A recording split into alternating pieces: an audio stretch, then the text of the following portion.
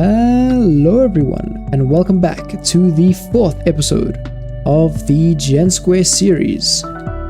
This series shows the process of designing a single connected structure to house all the possible farms in the overworld, so that you can have all the items in the game at your fingertips. So far I have showcased the cobblestone generator and the automatic chicken cooker, and join me in this journey as I continue to showcase many more farms for the GenSquare. And the farm that I will be showcasing today is the 2x speed villager breeder. This villager breeder is fully automatic, coming with 2 pods of villagers for breeding with 4 beds each, and automatic child and adult separation with an entity cramming proof holding chamber. A child will be born.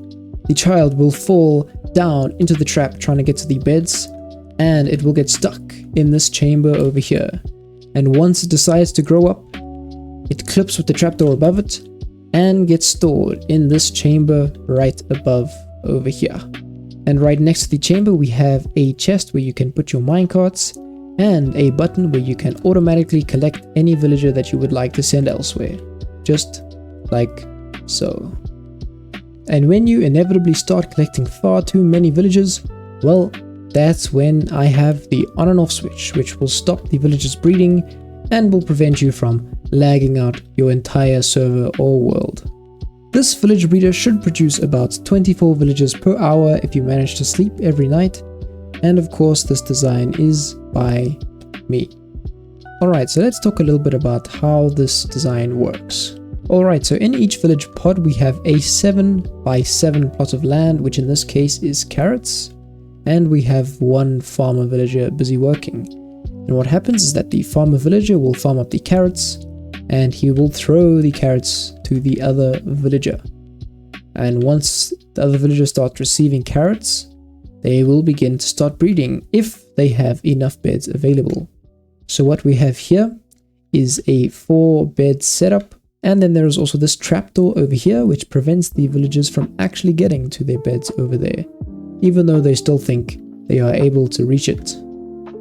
And once the villagers have a child, the child will run off to try jump on the beds as they do in the game, and will fall down these trapdoor pits over here. And once it hits the bottom over here, as I said earlier, its head will collide with the trapdoor when it grows up, and it will rise into the holding chamber over here. So the trick is that above this trapdoor we have a water source block, which then pulls the villagers upwards. But the cool part about this system is that as they're pulled up into a block that is surrounded by vines, which means that the villagers will not be able to entity cram inside that location. And by adding this slab right over here at the top, it means that we can prevent the villagers from jumping up too high in the water, which allows the hopper minecart to pick it up correctly every single time. Just like this. And you can do this as much as you like, and the villagers will always successfully get picked up perfectly. Alright, now let me talk about how you would set the system up. So first you would construct the empty structure and plant all your carrots in the right spot, and then you would head out to a village with a boat.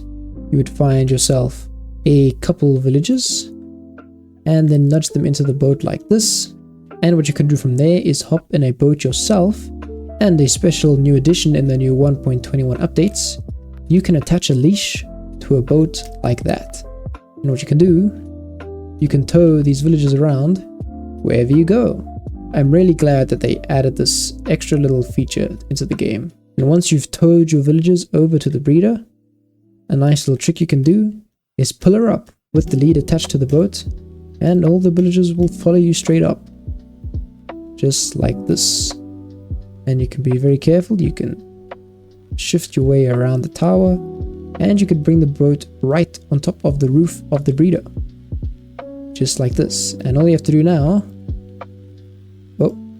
break a little hole in the ceiling, and your villagers will fall right in. And yeah, then all you have to do is seal up the roof again, And if you want to get the system started a little quicker, all you do is chuck the villagers a stack of carrots and they should get going with their business. And obviously, as I stated earlier, if you want to stop your villagers from being able to breed, all you have to do is flick this lever over here and it blocks off both of these entryways to the beds, so the villagers think that they cannot sleep there anymore, and then they will not be able to have villager babies anymore. So yeah, there's really not much complicated to this design, so if you want to build it, just open up the schematic, have a look at the material list, and then get building. And of course, the last part of each GenSquare video, I show how to incorporate the design into the actual GenSquare structure. So let's head over to the actual GenSquare construction world. Alright, so here we are at our setup for the GenSquare, with our previous two farms that we created set up here already. Now what we can do is choose another spot inside the structure to build the villager breeder. And of course some spots are reserved for future farms, like for example, the witch hut right here needs to go in this spot, a slime farm has to go in that spot over there, and a mob farm has to go around about here. So just keep that in mind, but really you can stick it wherever you like in the structure. But me personally, I will stick it right over here in the spot. So I go 1, 2, 3, 4, 5. I go 1, 2 out. And I go another 17 blocks of cobblestone. So yeah, 17 blocks just like that. Mark that off with one of those. And all you do is load your schematic and place it right where you want it.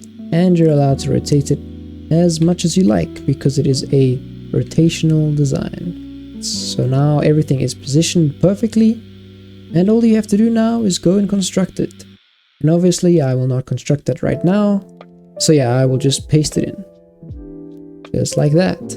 And now you have the newest addition of a 2x speed villager breeder to your GenSquare. So yeah, I hope you guys really enjoyed this video.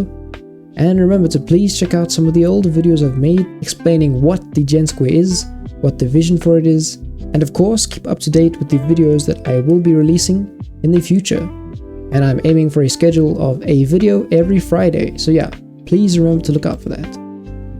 So yeah, thank you guys for watching, and I will see you in the next one. Bye bye.